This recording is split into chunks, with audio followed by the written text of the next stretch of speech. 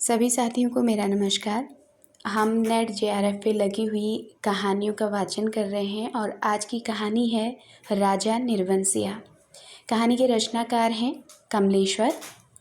आइए पढ़ते हैं राजा निर्वंशिया। एक राजा निर्वंशिया थे। माँ कहानी सुनाया करती थी। उनके आसपास ही 4-5 बच्चे अपनी मुट्ठियों में फूल दबाए कहानी समाप्त होने तक गौरों पर चढ़ाने के लिए उत्सुक से बैठ जाते थे। आटे का सुंदर सा चौक पूरा होता, उसी चौक पर मिट्टी की 6 गौरें रखी जाती, जिनमें से ऊपर वाली के बिंदिया और सिंदूर लगता, बाकी 5 नीचे दबी पूजा ग्रहण करती रहती। एक और दीपक की पाती स्थिर सी जलती रहती और मंगल घट रखा रहता, जिस पर रोली से सथिया बनाया जाता। सभी बैठे बच्चों के मुख पर फूल चढ़ाने की उतावली की जगह कहानी सुनने की सहज स्थिरता उभर आती। एक राजा निर्वंशिया थे। माँ सुनाया करती थी। उनके राज में बड़ी खुशहाली थी। सब वर्ण के लोग अपना अपना कामकाज देखते थे। कोई दुखी नहीं दिखाई पड़ता था। राजा के एक लक्ष्मी सी रानी थी, चंद्रमा सी सुंदर और राजा को बहुत प्यारी। राजा राजकाज देखते और सुख से रानी के महल में रहते। मेरे सामने मेरे ख्यालों का राजा था, राजा जगपति। तब जगपति से मेरी दांत काटी दोस्ती थी। दोनों मिडिल स्कूल में पढ़ने जाते। दोनों एक से घर के थे, इसलिए बराबरी भी निभती थी। मैं मैट्रिक पास करके एक स्कूल में नौकर हो गया और जगपति कस्बे के ही वकील के यहाँ मुहर्रिर। जिस साल जगपति मुहर्रिर हुआ उसी वर्ष पास के गांव में उसकी शादी हुई, पर ऐसी हुई कि लोगों ने तमाशा बना देना चाहा। लड़की वालों का कुछ विश्वास था कि शादी के बाद लड़की की विदा नहीं होगी, ब्याह हो जाएगा और 7वीं भावर तब पड़ेगी जब पहली विदा की शायद होगी और तभी लड़की अपने ससुराल जाएगी। जगपति की पत्नी थोड़ी बहुत पढ़ी लिखी थी, पर घर की लीक को कौन मेटे। बारात बिना बहू के वापस आ गई और लड़के वालों ने तय कर लिया कि अब जगपति की शादी कहीं और कर दी जाएगी, चाहे काली लूली से हो, पर वह लड़की अब घर में नहीं आएगी। लेकिन साल खत्म होते होते सब ठीक ठाक हो गया। लड़की वालों ने माफ़ी मांग ली और जगपति की पत्नी अपने ससुराल आ गई।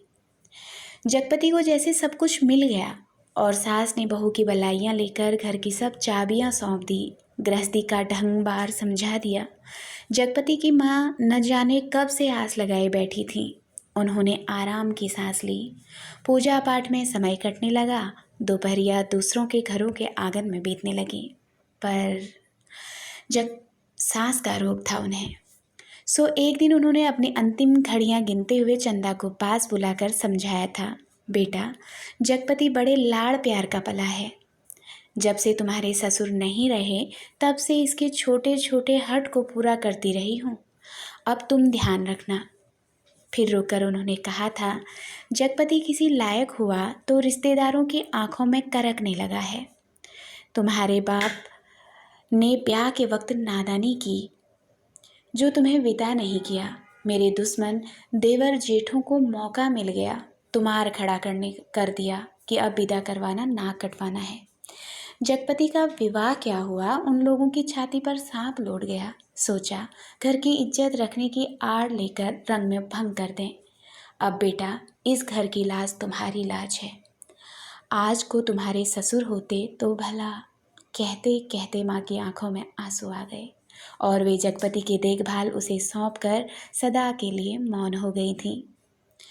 एक अरमान उनके साथ ही चला गया कि जगपति की संतान को 4 बरस इंतजार करने के बाद भी वे गोद में न खिला पाई, और चंदा ने मन में सब्र कर लिया था, यही सोचकर कि कुल देवता का अंश तो उसे जीवन भर पूजने को मिल गया था। घर के चारों तरफ जैसे उदारता बिखरी रहती, अपनापा बरसता रहता। उसे लगता जैसे घर की अंधेरी एकांत कोठरियों में यह शांत शीतलता है जो उसे भरमा लेती है। घर की सब कुंडियों की खनक उसके कानों में बस गई थी। हर दरवाजे की चरमराहट पहचान बन गई थी। एक रोज राजा आखेट को गए। माँ सुनाती थी, राजा आखेट को जाते थे तो 7वें रोज जरूर महल में लौट आते थे, पर उस दफा जब गए तो 7वां दिन निकल गया, पर राजा नहीं लौटे। रानी को बड़ी चिंता हुई। रानी एक मंत्री को साथ लेकर खोज में निकली और इसी बीच जगपति को रिश्तेदारी की एक शादी में जाना पड़ा। उसके दूर रिश्ते के भाई दयाराम की शादी थी। कह गया था कि 10वें दिन जरूर वापस आ जाएगा, पर छठे दिन ही खबर मिली कि बारात घर लौटने पर दयाराम के घर डाका पड़ गया। किसी मुखबिर ने सारी खबरें पहुंचा दी थी कि लड़की वालों ने दयाराम का घर सोने चांदी से पाट दिया है। आखिर पुश्तैनी जमींदार की इकलौती लड़की थी। घर आए मेहमान लगभग विदा हो चुके थे। दूसरे रोज जगपति भी चलने वाला था, पर उसी रात डाका पड़ा। जवान आदमी भला खून मानता है। डाके वालों ने जब बंदूकें चलाई तो सबकी घिघी बंध गई, पर जगपति और दयाराम ने छाती ठोक कर लाठियां उठा ली। घर में कोहराम मच गया, फिर सन्नाटा छा गया।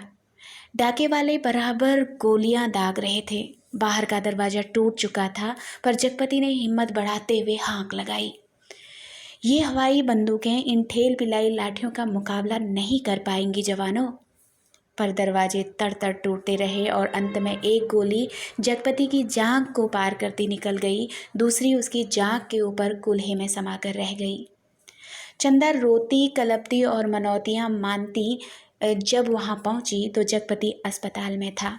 दयाराम के थोड़ी चोट आई थी, उसे अस्पताल से छुट्टी मिल गई थी। जगपति की देखभाल के लिए वहीं अस्पताल में मरीजों के रिश्तेदारों के लिए जो कोठरियां बनी थी, उन्हीं में चंदा को रुकना पड़ा। कस्बे के अस्पताल से दयाराम का गांव 4 कोस पड़ता था। दूसरे तीसरे वहां से आदमी आते जाते रहते, जिस सामान की जरूरत होती पहुंचा जाते। पर धीरे धीरे उन लोगों ने भी खबर लेना छोड़ दिया। एक दिन में ठीक होने वाला घाव तो था नहीं। जांघ की हड्डी चटक गई थी और कूल्हे में ऑपरेशन से 6 इंच गहरा घाव था। कस्बे का अस्पताल था। कंपाउंडर ही मरीजों की देखभाल रखते। बड़ा डॉक्टर तो नाम के लिए था या कस्बे के बड़े आदमियों के लिए। छोटे लोगों के लिए तो कंपाउंडर साहब ही ईश्वर के अवतार थे। मरीजों की देखभाल करने वाले रिश्तेदारों की खाने पीने की मुश्किलों से लेकर मरीज की नब्ज तक संभालते थे। छोटी सी इमारत में अस्पताल आबाद था। रोगियों को सिर्फ 6-7 खाटें थीं। मरीजों के कमरे से लगा दवा बनाने का कमरा था। उसी में एक और एक आराम कुर्सी थी और एक नीची सी मेज। उसी कुर्सी पर बड़ा डॉक्टर आकर कभी कभार बैठता था, नहीं तो बचन सिंह कंपाउंडर ही जमे रहते।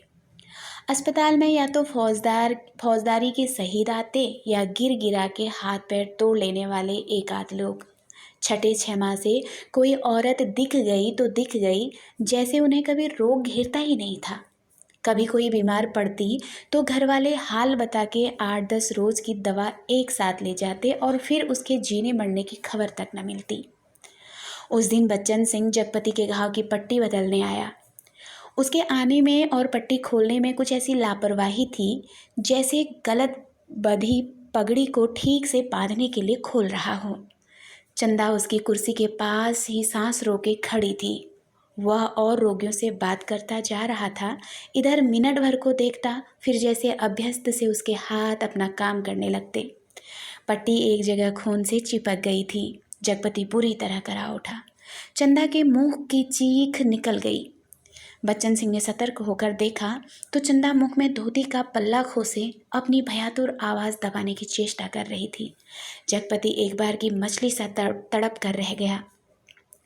बच्चन सिंह की उंगलियां थोड़ी सी थरथराई कि उसकी बाह पर टप से चंदा का आंसू चू पड़ा।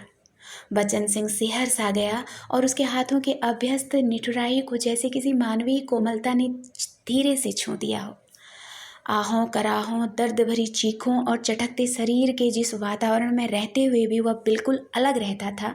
फोड़ों को पके आम सा दबा देता था, खाल को आलू सा छील देता था।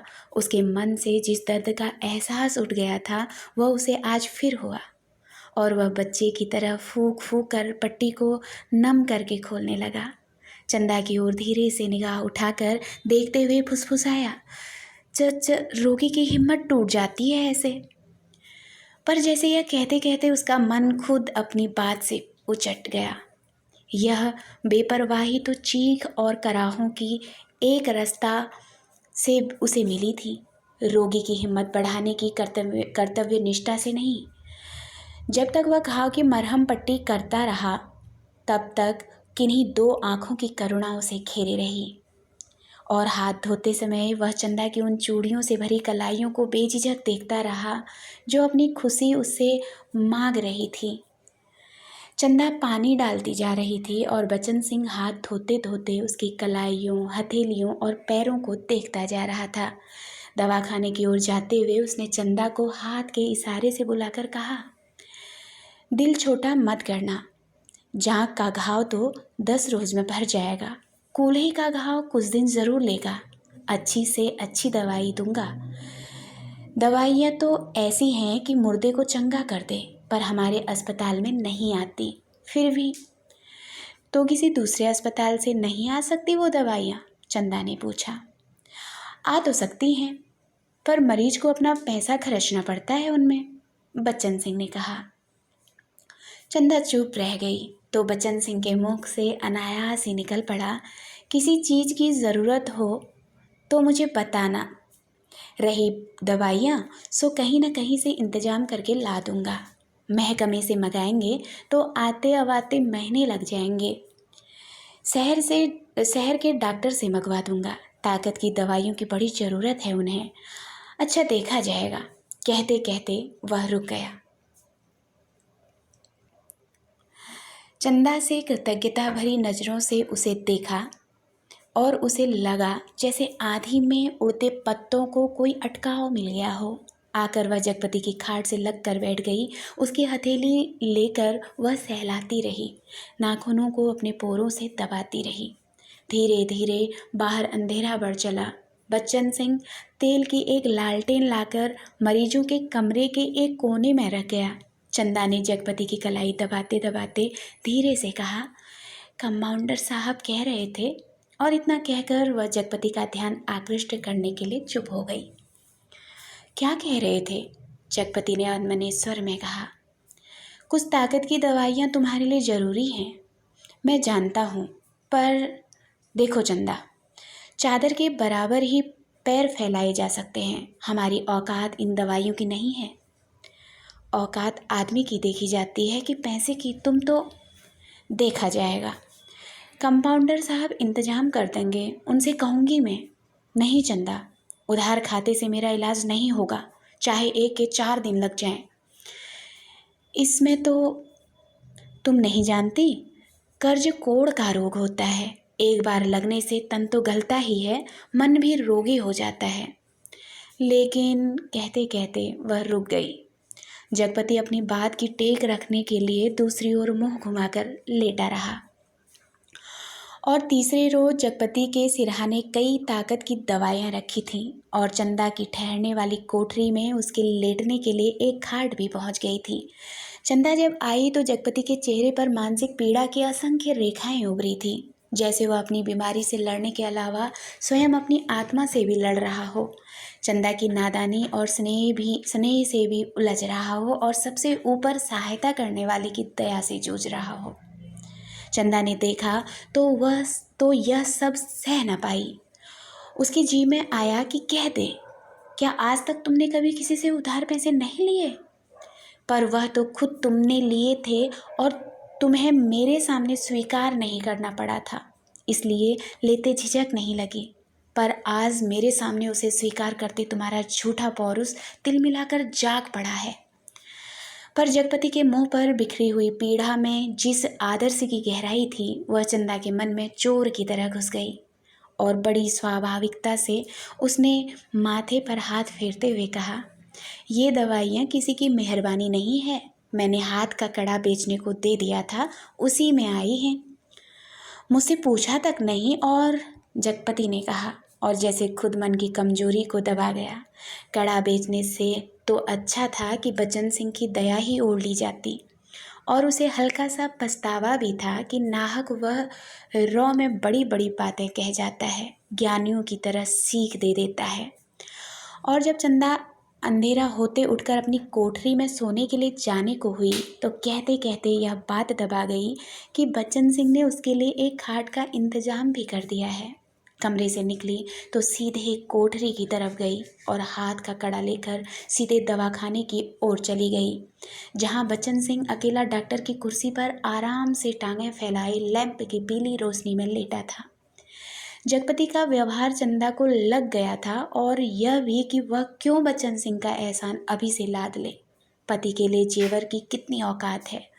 वह बेधड़क सी दवाखाने में घुस गई।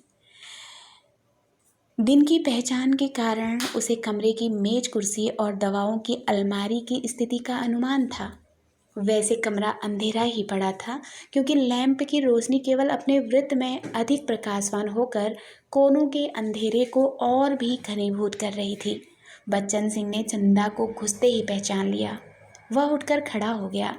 चंदा ने भीतर कदम तो रख दिया, पर वह सहसा सहम गई, जैसे वह किसी अंधेरे कुएं में अपने आप कूद पड़ी हो। ऐसा कुआं जो निरंतर पतला होता गया है और जिसमें पानी की गहराई पाताल की परतों तक चली गई हो, जिसमें पड़कर वह नीचे धंसती चली जा रही हो। नीचे अंधेरा, एकांत, घुटन, पाप। बच्चन सिंह अवाक ताकता रह गया और चंदा ऐसे वापस लौट पड़ी जैसे किसी काले पिशाच के पंजों से मुक्ति मिली हो। बच्चन सिंह के सामने क्षण भर में सारी परिस्थिति कौंध गई और उसने वहीं से बहुत संयत आवाज में जबान को दबाते हुए जैसे वायु में स्पष्ट ध्वनित कर दिया, चंदा। वह आवाज़ इतनी बेआवाज़ थी और निरर्थक होते हुए भी इतनी सार्थक थी कि उस खामोशी में अर्थ भर गया। चंदा रुक गई। बच्चन सिंह उसके पास जाकर रुक गया। सामने का घना पेड़ स्तब्ध खड़ा था। उसकी काली परछाई की परिधि जैसे एक बार फैलकर उन्हें अपने वृत्त में समेट लेती और दूसरे ही क्षण मुक्त कर देती।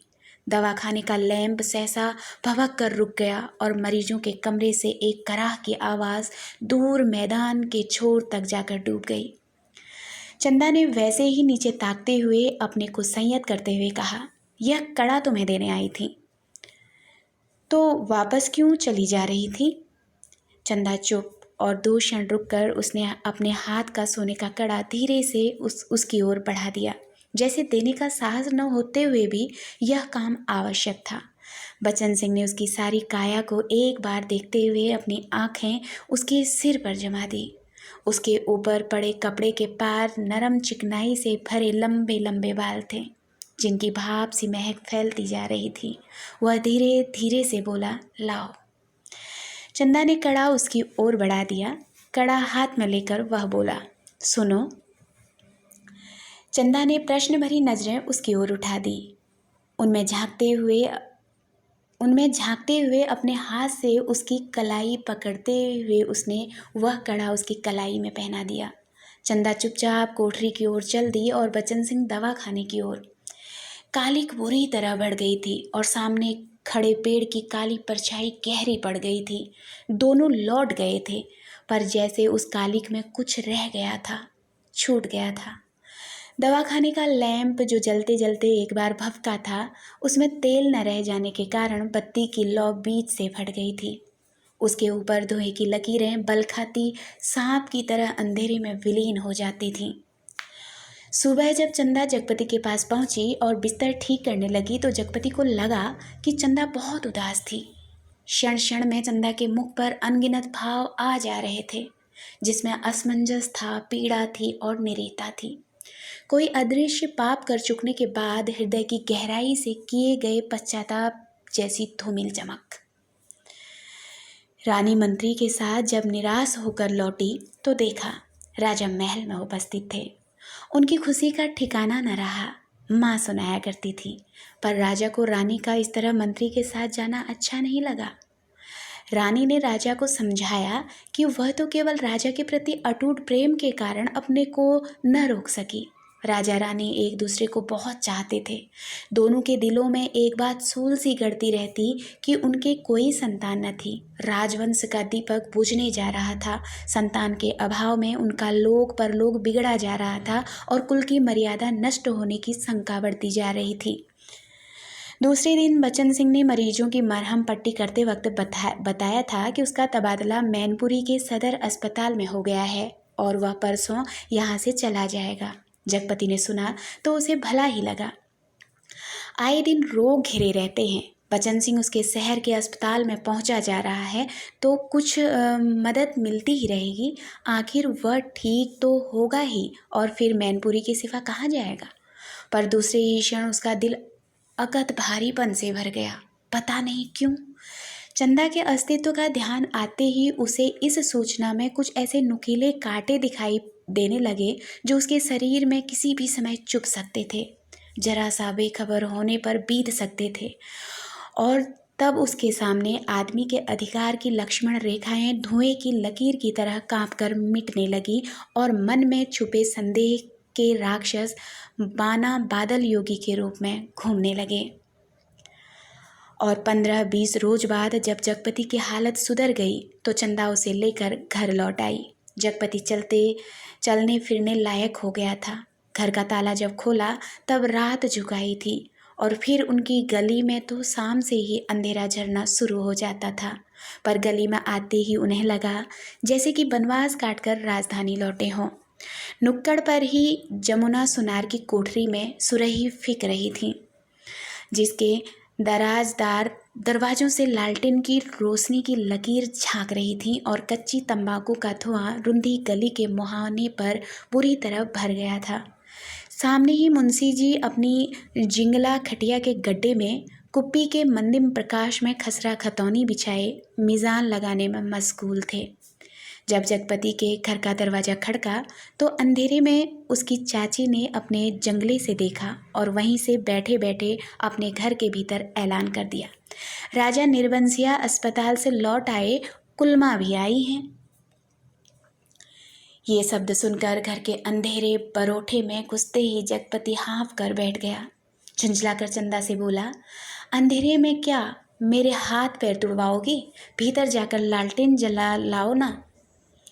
तेल नहीं होगा इस वक्त, जरा ऐसे ही काम, तुम्हारे कभी कुछ नहीं होगा, न तेल न। कहते कहते जगपति एकदम चुप रह गया और चंदा को लगा कि आज पहली बार जगपति ने उसके व्यर्थ मातृत्व पर इतनी गहरी चोट कर दी जिसकी गहराई की उसने कभी कल्पना नहीं की थी। दोनों खामोश बिना एक बात के अंदर चले गए। रात के बढ़ते सन्नाटे में दोनों के सामने दो बातें थीं। जगपति के कानों में जैसे कोई व्यंग से कह रहा था, राजा निर्बंसिया अस्पताल से आ गए, और चंदा के दिल में यह बात चुभ रही थी, तुम्हारे कभी कुछ नहीं होगा। और सिसकती सिसकती चंदा न जाने कब सो गई, पर जगपति की आंखों में नींद न आई। खाट पर पड़े पड़े उसके चारों ओर एक मोहक भयावना सा जाल फैल गया। लेटे लेटे उसे लगा जैसे उसका स्वयं का आकार बहुत क्षीण होता होता बिंदु सा रह गया, पर बिंदु के हाथ थे, पैर थे और दिल की धड़कन भी। कोठरी का घुटा घुटा सा अंधियारा, मटमैली दीवारें और गहन गुफाओं सी अलमारियां, जिनमें से बार बार झांक कर देखता था और वह सिहरे उठता था, फिर जैसे सब कुछ तब्दील हो गया हो। उसे लगा कि उसका आकार बढ़ता जा रहा है, बढ़ता जा रहा है। वह मनुष्य हुआ, लंबा तगड़ा तंदुरुस्त पुरुष हुआ। उसकी सिराओं में कुछ फूट पड़ने के लिए व्याकुलता से खौल उठा। उसके हाथ शरीर के अनुपात से बहुत बड़े, डरावने और भयानक हो उठे। उनके लंबे लंबे नाखून निकल आए। वह राक्षस हुआ, दैत्य हुआ, आदिम बर्बर। और बड़ी तेजी से सारा कमरा एक बार की चक्कर काट गया। फिर सब धीरे धीरे स्थिर होने लगा और उसकी सांसें ठीक होती जान पड़ी। फिर जैसे बहुत कोशिश करने पर घिघी बच जाने के बाद उसकी आवाज़ फूटी, चंदा। चंदा की नरम सांसों की हल्की सरसराहट कमरे में जान डालने लगी। जगपति अपनी पाटी का सहारा लेकर झुका। कांपते पैर उसने जमीन पर रखे और चंदा की खाट के पाए से सिर टिकाकर बैठ गया। उसे लगा जैसे चंदा के इन सांसों की आवाज़ में जीवन का संगीत गूंज रहा है। वह उठा और चंदा के मुख पर झुक गया।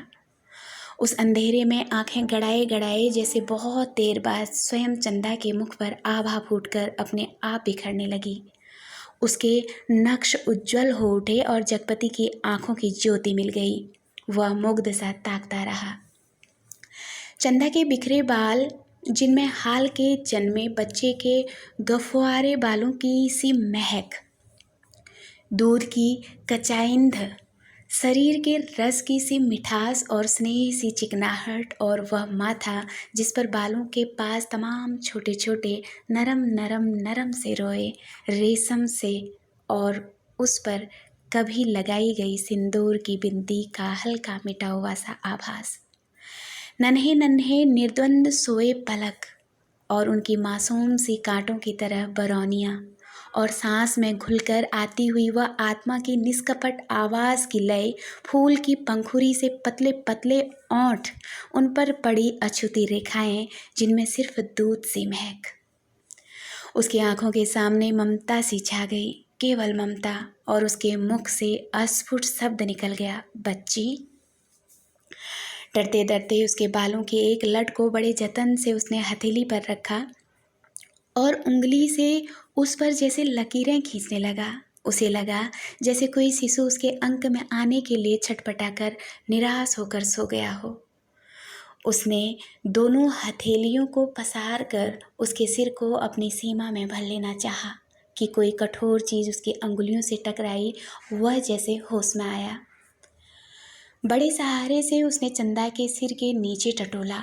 एक रुमाल में बधा कुछ उसके हाथ में आ गया। अपने को संयत करता वह वहीं जमीन पर बैठ गया। उसी अंधेरे में उस रुमाल को खोला तो जैसे सांप सूंघ गया। चंदा के हाथों के दोनों सोने के कड़े उसमें लिपटे थे, और तब उसके सामने सब सृष्टि धीरे धीरे टुकड़े टुकड़े होकर बिखरने लगी। ये कड़े तो चंदा बेचकर उसका इलाज कर रही थी। वे सब दवाइयाँ और ताकत की टॉनिक, उसने तो कहा था ये दवाइयाँ किसी की मेहरबानी नहीं है। मैंने हाथ के कड़े बेचने को दे दिए थे, पर उसका गला पूरी तरह सूख गया। जवान जैसे तालू से चिपक कर रह गई। उसने चाहा कि चंदा को झकझोर कर उठाए, पर शरीर की शक्ति बह सी गई थी। रक्त पानी हो गया था। थोड़ा संयत हुआ, उसने वे कड़े उसी रुमाल में लपेटकर उसकी खाट के कोने पर रख दिए और बड़ी मुश्किल से अपनी खाट की पाटी पकड़कर लुढ़क गया। चंदा झूठ बोली, पर क्यों? कड़े आज तक छुपाई रही। उसने इतना बड़ा दुराव क्यों किया? आखिर क्यों? किस लिए? और जगपति का दिल भारी हो गया। उसे फिर लगा कि उसका शरीर सिमटता जा रहा है और वह एक सीक का बना ढांचा रह गया, नितांत हल्का, तिनके सा, हवा में उड़कर भटकने वाले तिनके सा। उस रात के बाद रोज जगपति सोचता रहा कि चंदा से कड़े मांगकर बेच ले और कोई छोटा मोटा कारोबार ही शुरू कर दे, क्योंकि नौकरी छूट चुकी थी। इतने दिन की गैर हाजिरी के बाद वकील साहब ने दूसरा मुहर्रिर रख लिया था। वह रोज यही सोचता, पर जब चंदा सामने आती तो न जाने कैसी असहाय सी उसकी अवस्था हो जाती। उसे लगता जैसे कड़े मांगकर वह चंदा से पत्नित्व का पद भी छीन लेगा। मातृत्व तो भगवान ने छीन ही लिया। वह सोचता, आखिर चंदा क्या रह जाएगी? एक स्त्री से यदि पत्नित्व और मातृत्व छीन लिया गया तो उसके जीवन की सार्थकता ही क्या? चंदा के साथ वह यह अन्याय कैसे करे? उससे दूसरी आँख की रोशनी कैसे मांग ले? फिर तो वह नितांत अंधी हो जाएगी और उन कड़ों को मांगने के पीछे जिस इतिहास की आत्मा नंगी हो जाएगी, कैसे वह उस लज्जा को स्वयं ही उधार कर ढापेगा। और वह उन्हीं ख्यालों में डूबा सुबह से शाम तक इधर उधर काम की टोह में घूमता रहता। किसी से उधार ले ले, पर किस संपत्ति पर? क्या है उसके पास जिसके आधार पर कोई उसे कुछ देगा? और मोहल्ले के लोग जो एक एक पाई पर जान देते हैं, कोई चीज़ खरीदते वक्त भाव में 1 पैसा कम मिलने पर मीलों पैदल जाकर 1 पैसा बचाते हैं। 1 पैसे की मसाले की पुड़िया बंधवा कर 11 मर्तबा पैसों का हिसाब जोड़कर 1 आध पैसा उधार कर मिन्नतें करते सौदा घर लाते हैं। गली में कोई खोंचे वाला फंस गया तो 2 पैसे की चीज़ को लड़ झगड़ कर 4 दाने ज़्यादा पाने की नीयत से 2 जगह बदवाते हैं। भाव के जरा से फ़र्क पर घंटों बहस करते हैं। शाम को सड़ी गली तरकारियों को किफ़ायत के कारण लाते हैं। ऐसे लोगों से किस मुंह से मांगकर वह अपनी गरीबी के एहसास पर ठोकर लगाएगा? पर उस दिन शाम को जब वह घर पहुंचा तो बरौठे में एक साइकिल रखी नजर आई। दिमाग पर बहुत जोर डालने के बाद भी वह आगंतुक की कल्पना न कर पाया। भीतर वाले दरवाजे पर जब पहुंचा तो सहसा हंसी की आवाज़ सुनकर ठिठक गया। उस हंसी में एक अजीब सा उन्माद था।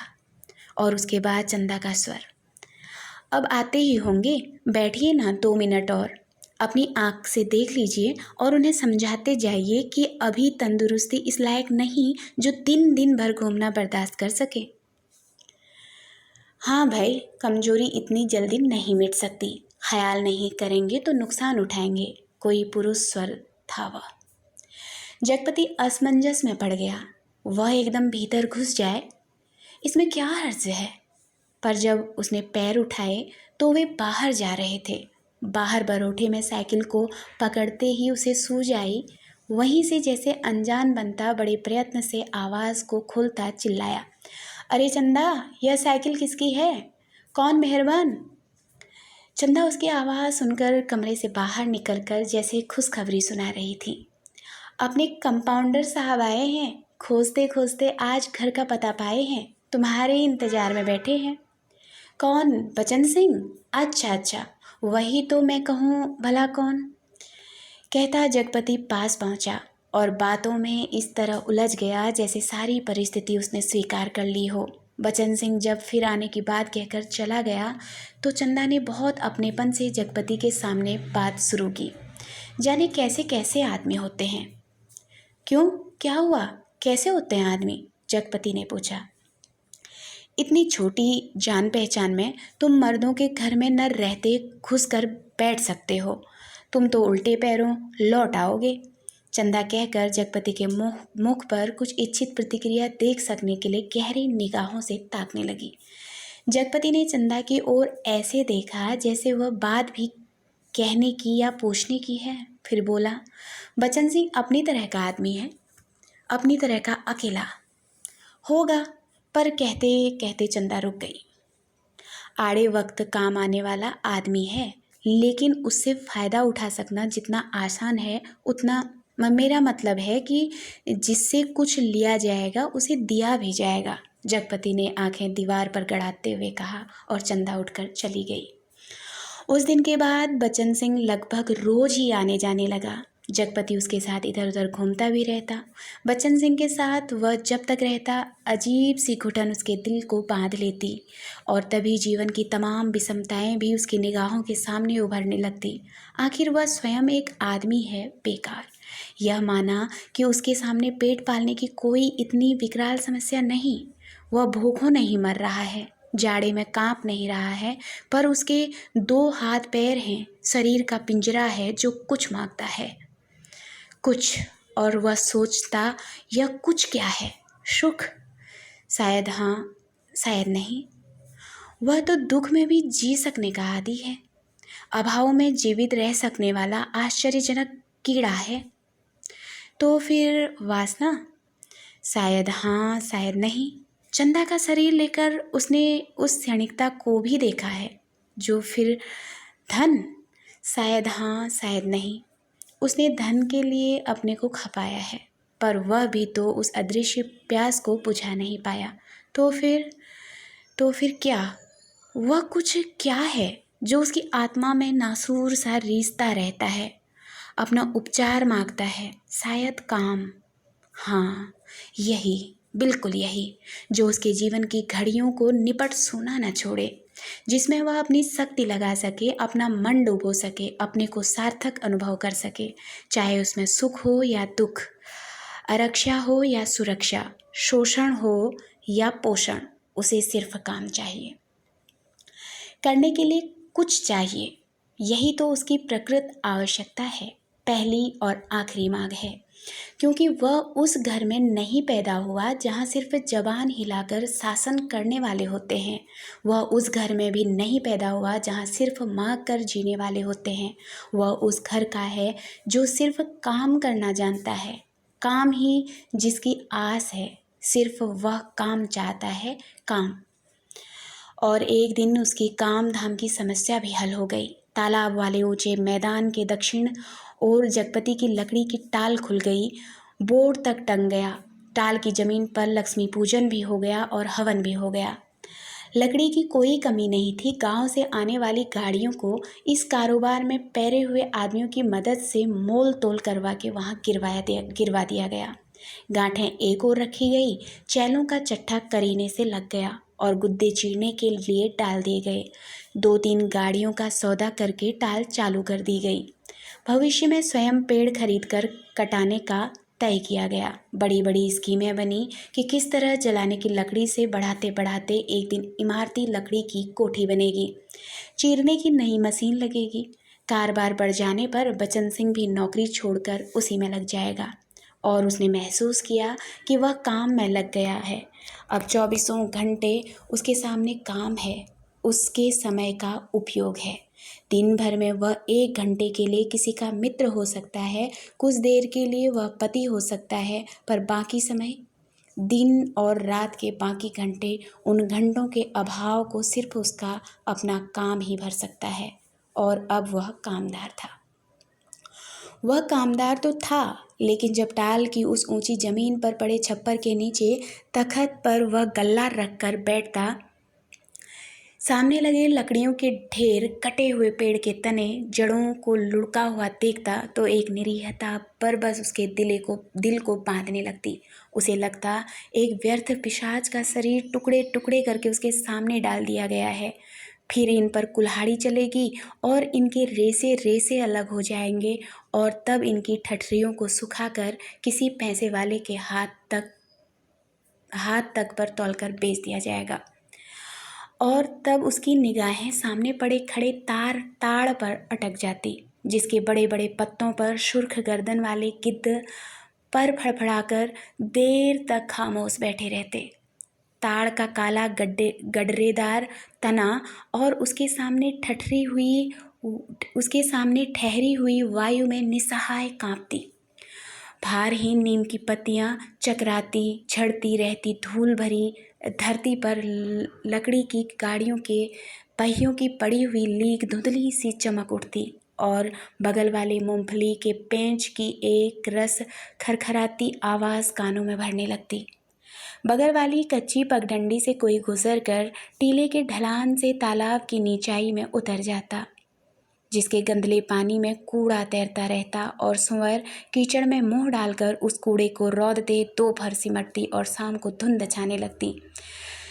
तो वह लालटेन जलाकर छप्पर के खंबे की कील में टांग देता और उसके थोड़ी ही देर बाद अस्पताल वाली सड़क से बच्चन सिंह एक काले धब्बे की तरह आता दिखाई पड़ता। गहरे पड़ते अंधेरे में उसका आकार धीरे धीरे बढ़ता जाता और जगपति के सामने जब वह आकार खड़ा होता तो वह उसे बहुत विशाल सा लगने लगता, जिसके सामने उसे अपना अस्तित्व डूबता महसूस होता। एक आध बिक्री की बातें होती और तब दोनों घर की ओर चल देते। घर पहुंचकर बच्चन सिंह कुछ देर जरूर रुकता, बैठता, इधर उधर की बातें करता। कभी मौका पड़ जाता तो जगपति और बच्चन सिंह की थाली भी साथ लग जाती। चंदा सामने बैठकर दोनों को खिलाती। बच्चन सिंह बोलता जाता, क्या तरकारी बनी है, मसाला ऐसा पड़ा है कि उसकी भी बहार है और तरकारी का स्वाद भी न मरा। होटलों में या तो मसाला ही मसाला रहेगा या सिर्फ तरकारी ही तरकारी। वाह वाह, क्या बात है अंदाज की। और चंदा बीच बीच में टोक कर बोलती जाती, इन्हें तो जब तक दाल में प्याज का भुना घी न मिले तब तक पेट ही नहीं भरता। या सिरका अगर इन्हें मिल जाए तो समझो सब कुछ मिल गया। पहले मुझे सिरका न जाने कैसा लगता था, पर अब ऐसा जबान पर चढ़ा है कि या इन्हें कागज़ की पतली रोटी पसंद ही नहीं आती। अब मुझसे कोई पतली रोटी बनाने को कहे तो बनती ही नहीं। आदत पड़ गई है और फिर मन ही नहीं करता। पर चंदा की आंखें बच्चन सिंह की थाली पर ही जमी रहती। रोटी निपटी तो रोटी परोस दी। दाल खत्म नहीं हुई तो भी एक चमचा और परोस दी और जगपति सिर झुकाए खाता रहता। सिर्फ एक गिलास पानी मांगता और चंदा चौंक कर पानी देने से पहले कहती, अरे तुमने तो कुछ लिया भी नहीं। कहते कहते वह पानी दे देती और तब उसके दिल पर गहरी सी चोट लगती। न जाने क्यों वह खामोशी की चोट उसे बड़ी पीड़ा दे जाती, पर वह अपने को समझा लेती। कोई मेहमान तो नहीं है, मांग सकते थे, भूख नहीं होगी। जगपति खाना खाकर टाल पर लेटने चला जाता, क्योंकि अभी तक कोई चौकीदार नहीं मिला था। छप्पर के नीचे तख्त पर वह लेटता तो अनायास ही उसका दिल भर भर आता। पता नहीं कौन कौन से दर्द एक दूसरे से मिलकर तरह तरह की टीस, चटक और ऐंठन पैदा करने लगते। कोई एक रग दुखती तो वह सहलाता भी। जब सभी नसें चटकती हों तो कहाँ कहाँ राहत का अकेला हाथ सहलाए। लेटे लेटे उसकी निगाह ताड़ के उस ओर बनी पुख्ता कब्र पर जम जाती, जिसके सिरहाने कटीला बबूल का एकाकी पेड़ सुन्न सा खड़ा रहता। जिस कब्र पर एक पर्दा नसीन औरत बड़े लिहाज से आकर सवेरे सवेरे बेला और चमेली के फूल चढ़ा जाती, घूम घूम कर उसके फेरे लेती और माथा टेक कर कुछ कदम उदास उदास सी चलकर एकदम तेजी से मुड़कर विसातियों के मोहल्ले में खो जाती। शाम होते फिर आती, एक दिया बारती और अगर की बत्तियां जलाती, फिर मुड़ते हुए ओढ़ने का पल्ला कंधों पर डालती तो दिए की लौ कांपती, कभी कांप कर बुझ जाती। पर उसके कदम बढ़ चुके होते, पहले धीमे, थके, उदास से और फिर तेज सदे सामान्य से, और वह फिर उसी मोहल्ले में खो जाती। और तब रात की तन्हाइयों में बबूल के कांटों के बीच उस साएं साएं करते ऊंचे नीचे मैदान में जैसे उस कब्र से कोई रूह निकलकर निपट अकेली भटकती रहती।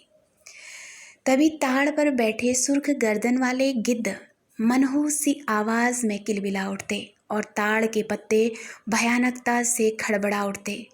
जगपति का बदन कांप जाता और वह भटकती रूह जिंदा रह सकने के लिए जैसे कब्र की ईंटों में बबूल के साया तले दुबक जाती। जगपति अपनी टांगों को पेड़ से भींचकर कंबल से मुंह छुपा औंधा लेट जाता। तड़के ही ठेके पर लगे लकड़हारे लकड़ी चीरने आ जाते, तब जगपति कंबल लपेट घर की ओर चला जाता। राजा रोज सवेरे टहलने जाते थे, माँ सुनाया करती थी। एक दिन जैसे ही महल के बाहर निकलकर आए कि सड़क पर झाड़ू लगाने वाली मेहतर रानी उन्हें देखते ही अपना झाड़ू पंजा पटककर माथा पीटने लगी और कहने लगी, हाय राम, आज राजा निर्वंशिया का मुख देखा है। न जाने रोटी भी नसीब होगी कि न जाने कौन सी विपत टूट पड़े। राजा को इतना दुख हुआ कि उल्टे पैरों महल को लौट गए। मंत्री को हुक्म दिया कि उस मेहतरानी का घर नाच से भर दे और सब राजसी वस्त्र उतार राजा उसी क्षण जंगल की ओर चले गए। उसी रात रानी को सपना हुआ कि कल की रात तेरी मनोकामना पूरी करने वाली है।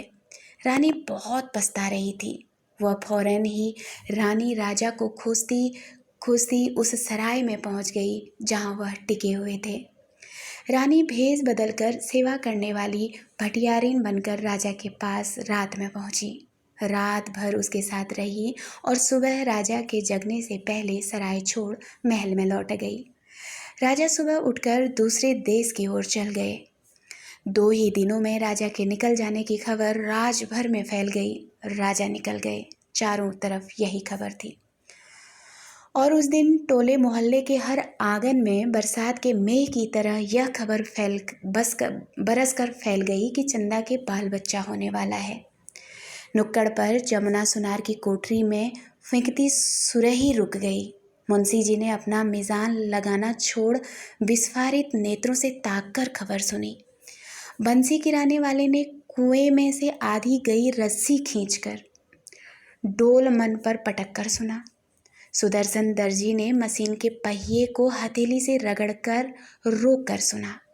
हंसराज पंजाबी ने अपनी नील लगी मलगुजी कमीज की आस्तीनें चढ़ाते हुए सुना और जगपति की बेवा चाची ने औरतों की जमघट में बड़े विश्वास पर भेद भरे स्वर में सुनाया। आज 6 साल हो गए शादी को, न बाल न बच्चा, न जाने किसका पाप है उसके पेट में और किसका होगा सिवा उस मुस्टंडे कंपाउंडर के। न जाने कहाँ से कुलच्छनी इस मोहल्ले में आ गई।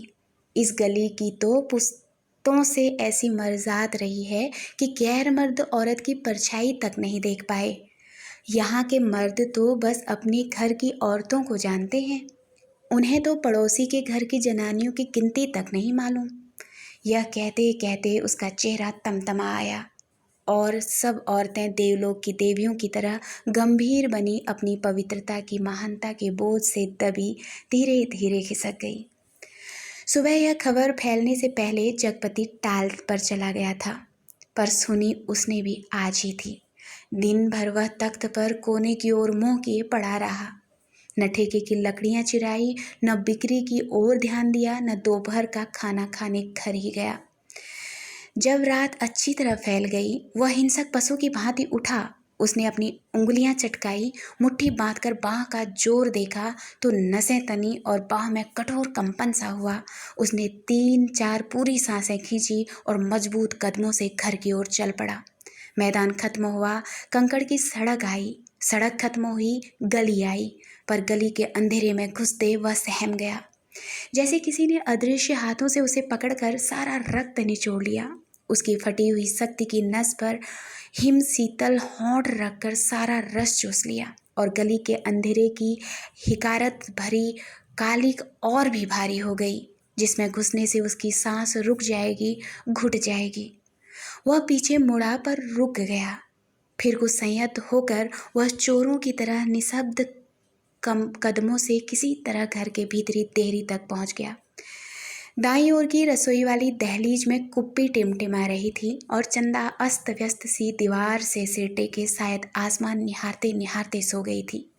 कुप्पी का प्रकाश उसके आधे चेहरे को उजागर किए था और आधा चेहरा गहन कालिमा में डूबा अदृश्य था। वह खामोशी से खड़ा ताकता रहा। चंदा के चेहरे पर नारीत्व की प्रौढ़ता आज उसे दिखाई दी। चेहरे की सारी कमनीयता न जाने कहाँ खो गई थी। उसका अछूतापन न जाने कहाँ लुप्त हो गया था।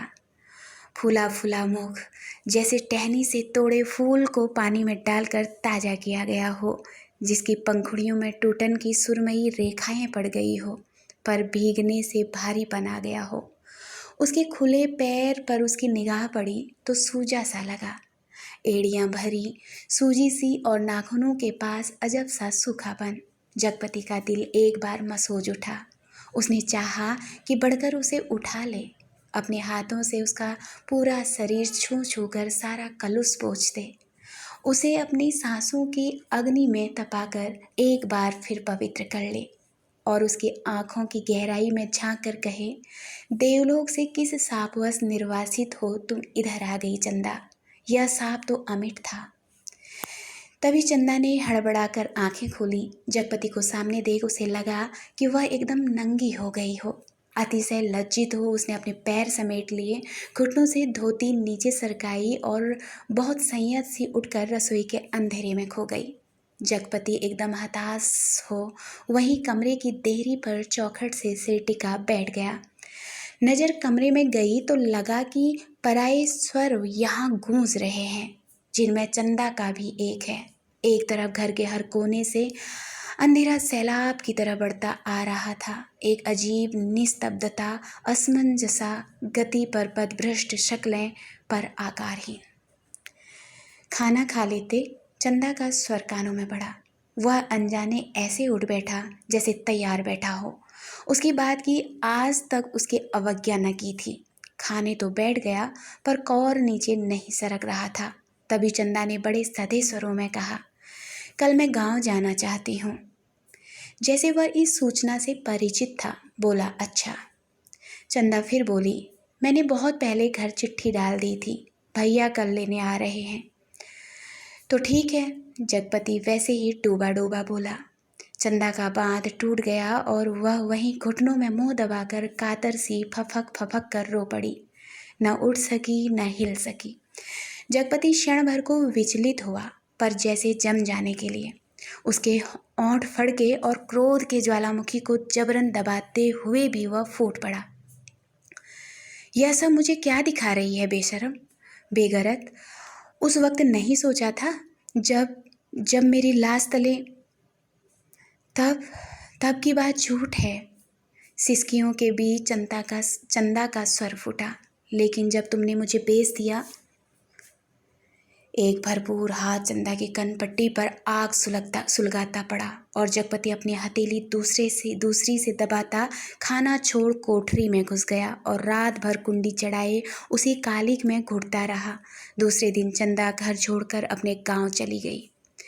जगपति पूरा दिन और रात टाल पर ही काट देता।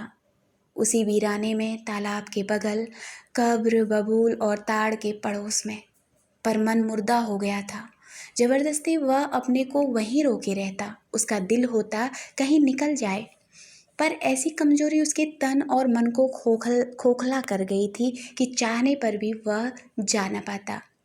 हिकारत भरी नजरें सहता पर वहीं पड़ा रहता। काफी दिनों बाद जब नहीं रह गया तो एक दिन जगपति घर पर ताला लगा नज़दीक के गांव में लकड़ी कटाने चला गया। उसे लग रहा था कि अब वह पंगु हो गया है, बिल्कुल लंगड़ा, एक रेंगता कीड़ा जिसके न आँख है, न कान, न मन, न इच्छा। वह उस बाग में पहुंच गया जहां खरीदे पेड़ कटने थे। दो आरे वालों ने पतले पेड़ के तने पर आरा रखा और कर्र कर्र का आबाद शोर शुरू हो गया। दूसरे पेड़ पर बन्ने और सकुरे की कुल्हाड़ी बज उठी और गांव से दूर उस बाग में एक लयपूर्ण शोर शुरू हो गया। जड़ पर कुल्हाड़ी पड़ती तो पूरा पेड़ थर्रा जाता। करीब के खेत की मेड़ पर बैठे जगपति का शरीर भी जैसे कांप कांप उठता। चंदा ने कहा था, लेकिन जब तुमने मुझे बेच दिया। क्या वह ठीक कहती थी? क्या बचन सिंह ने टाल के लिए जो रुपए दिए थे उसका ब्याज इधर चुकता हुआ? क्या सिर्फ वही रुपए आग बन गए जिसकी आंच में उसकी सहनशीलता, विश्वास और आदर्श मोम से पिघल गए? सकुरे बाग से लगे दड़े पर से किसी ने आवाज लगाई। सकुरे ने कुल्हाड़ी रोककर वहीं से हाँक लगाई। कोने के खेत से लीक बनी है, जरा मेड़ मारकर नघा ला गाड़ी। जगपति का ध्यान भंग हुआ। उसने मुड़कर दड़े पर आग गड़ाई। दो भैंसा गाड़ियां लकड़ी भरने के लिए आ पहुंची थी। सकुरे ने जगपति के पास आकर कहा, एक गाड़ी का फुर्त तो हो गया, बल्कि 1.5 का अब इस पथरिया पेड़ को न छांट दें। जगपति ने उस पेड़ की ओर देखा जिसे काटने के लिए सकुरे ने इशारा किया था। पेड़ की शाखा हरी पत्तियों से भरी थी। वह बोला, अरे यह तो हरा है, अभी इसे छोड़ दो। हरा होने से क्या, उखड़ तो गया है, न फूल का न फल का। अब कौन इसमें फल फूल आएंगे? 4 दिन में पत्ती झुरा जाएगी। सकुरे ने पेड़ की ओर देखते हुए उस्तादी अंदाज से कहा, जैसा ठीक समझो तुम, जगपति ने कहा और उठकर मेड़ पक्के कुएं पर पानी पीने चला गया। दोपहर ढलते गाड़ियां भरकर तैयार हुई और शहर की ओर रवाना हो गई। जगपति को उनके साथ आना पड़ा। गाड़ियां लकड़ी से लदी शहर की ओर चली जा रही थी और जगपति गर्दन झुकाए कच्ची सड़क की धूल में डूबा। भारी कदमों से धीरे धीरे उन्हीं की बजती घंटियों के साथ निर्जीव सा बढ़ता जा रहा था। कई बरस बाद राजा परदेश से बहुत सा धन कमाकर गाड़ी में लादकर अपने देश की ओर लौटे। माँ सुनाया करती थी, राजा की गाड़ी का पहिया महल से कुछ दूर पतेल की झाड़ी में उलझ गया। हर तरह कोशिश की पर पहिया न निकला। तब एक पंडित ने बताया कि सकट के दिन जन्मा बालक अगर अपने घर की सुपारी लाकर इसमें छुआ दे तो पहिया निकल जाएगा। वही 2 बालक खेल रहे थे। उन्होंने यह सुना तो कूदकर पहुंचे और कहने लगे कि हमारी पैदाइश सकट की है, पर सुपारी तब लाएंगे जब तुम आधा धन देने का वादा करो। राजा ने बात मान ली। बालक दौड़े दौड़े घर गए, सुपारी लाकर छुआ दी, फिर घर का रास्ता बताते आगे आगे चले। आखिर गाड़ी महल के सामने उन्होंने रोक ली। राजा को बड़ा अचरज हुआ कि हमारे ही महल में ये 2 बालक कहाँ से आ गए। भीतर पहुँचे तो रानी खुशी से बेहाल हो गई। पर राजा ने पहले उन बालकों के बारे में पूछा तो रानी ने कहा कि ये दोनों बालक उन्हीं के राजकुमार हैं। राजा को विश्वास नहीं हुआ। रानी बहुत दुखी हुई। गाड़ियां जब टाल पर आकर लगीं और जगपति तखत पर हाथ पैर ढीले करके बैठ गया तो पगडंडी से गुजरते मुंशी जी ने उसके पास आकर बताया, अभी उस दिन वसूली में तुम्हारी ससुराल के नज़दीक एक गांव में जाना हुआ। पता लगा कि 15-20 दिन हुए चंदा के लड़का हुआ है। और फिर जैसे मोहल्ले में सुनी सुनाई बातों पर पर्दा डालते हुए बोले, भगवान के राज में देर है अंधेर नहीं जगपति भैया। जगपति ने सुना तो पहले उसने गहरी नज़रों से मुंशी जी को ताका, पर वह उनके तीर का निशाना ठीक ठीक नहीं खोज पाया। पर सब कुछ सहन करते हुए बोला, देर और अंधेर दोनों है। अंधेर तो सरासर है, तिरिया चरित्र है सब, बड़े बड़े हार गए हैं। कहते कहते मुंशी जी रुक गए, पर कुछ इस तरह जैसे कोई बड़े भेद भरी बात है जिसे उनकी गोल होती हुई आंखें समझा देंगी। जगपति मुंशी जी की तरफ ताकता रह गया। मिनट भर महसूस सा मौन छाया रहा। उसे तोड़ते हुए मुंशी जी बड़ी दर्द भरी आवाज़ में बोले, सुन तो लिया होगा तुमने? क्या कहने को जगपति कह गया, पर उसे लगा कि अभी मुंशी जी उस गांव में फैली बातों को ही बड़ी बेदर्दी से कह डालेंगे। उसने नाहक पूछा। तभी मुंशी जी ने उसके नाक के पास मुंह ले जाते हुए कहा, चंदा दूसरे के घर बैठ रही है, कोई मधुसूदन है वहीं का, पर बच्चा दीवार बन गया है। चाहते तो वो यही हैं कि मर जाए तो रास्ता खुले, पर राम जी की मर्जी। सुना है बच्चा रहते भी वह चंदा को बैठाने को तैयार है। जगपति की सांस गले में अटक कर रह गई। बस आंखें मुंशी जी के चेहरे पर पथराई सी जड़ी थी। मुंशी जी बोले, अदालत से बच्चा तुम्हें मिल सकता है, अब काहे का शर्म लिहाज।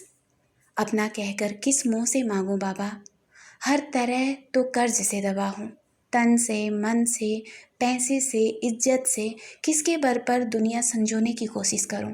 कहते कहते वह अपने में खो गया। मुंशी जी वहीं बैठ गए। जब रात झुक आई तो जगपति के साथ ही मुंशी जी भी उठे। उसके कंधे पर हाथ रखे वे उसे गली तक लाए। अपनी कोठरी आने पर पीठ सहलाकर उन्होंने उसे छोड़ दिया, पर गर्दन झुकाए गली के अंधेरे में उन्हीं ख्यालों में डूबा ऐसे चलता चला आया जैसे कुछ हुआ ही न हो। पर कुछ ऐसा बोझ था जो न सोचने देता था और न समझने। जब चाची की बैठक के पास से गुजरने लगा तो सहसा उसके कानों में भनक पड़ी, आ गई सत्यानाशी कुलबोरन।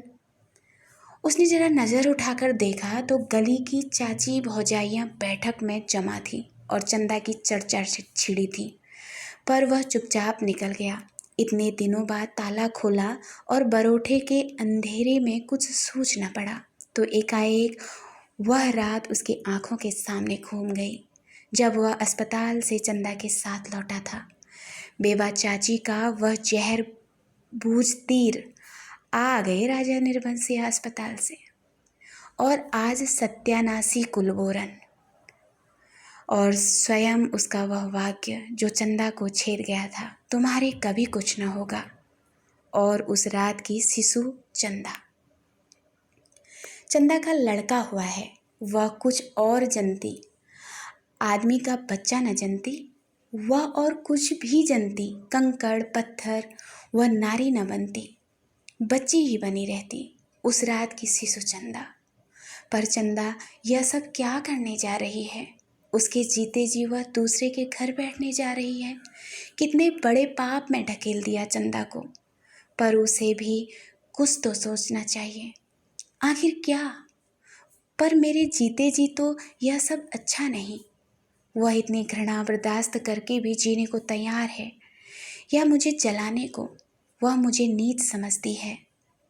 कायर नहीं तो एक बार खबर तो लेती, बच्चा हुआ तो पता लगता, पर नहीं। वह उसका कौन है? कोई भी नहीं। औलाद ही तो वह स्नेह की धुरी है जो आदमी औरत के पहियों को साध कर तन के दलदल से पार ले जाती है। नहीं तो हर औरत वेश्या है और हर आदमी वासना का कीड़ा। तो क्या चंदा औरत नहीं रही? वह जरूर औरत थी, पर स्वयं मैंने उसे नरक में डाल दिया। वह बच्चा मेरा कोई नहीं, पर चंदा तो मेरी है। एक बार उसे ले आता, फिर यहाँ रात के मोहक अंधेरे में उसके फूल से अधरों को देखता, निर्द्वंद सोई पलकों को निहारता, सांसों की दूध सी अछूती महक को समेट लेता। आज का अंधेरा, घर में तेल भी नहीं जो दिया जला ले, और फिर किसके लिए कौन जलाए?